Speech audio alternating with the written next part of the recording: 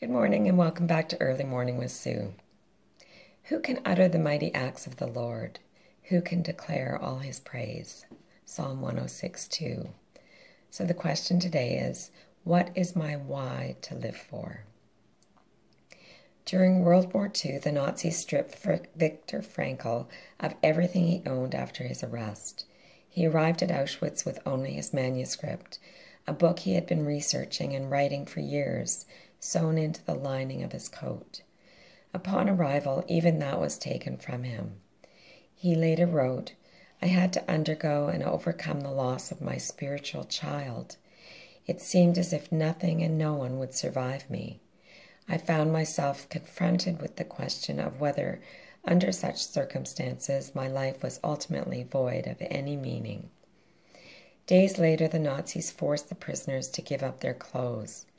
In return, Frankl was given the rags of an inmate who had been sent to the gas chamber.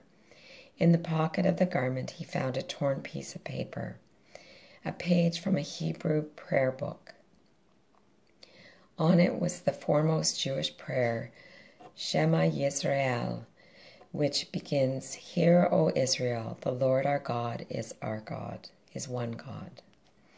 Frankl says, "How should I have interpreted such a coincidence other than as a challenge to live my thoughts instead of merely putting them on paper?" He later wrote in his classic masterpiece, Man's Search for Meaning, "He who has a why to live for can bear almost any how." A coincidence is a small miracle where God prefers to remain anonymous.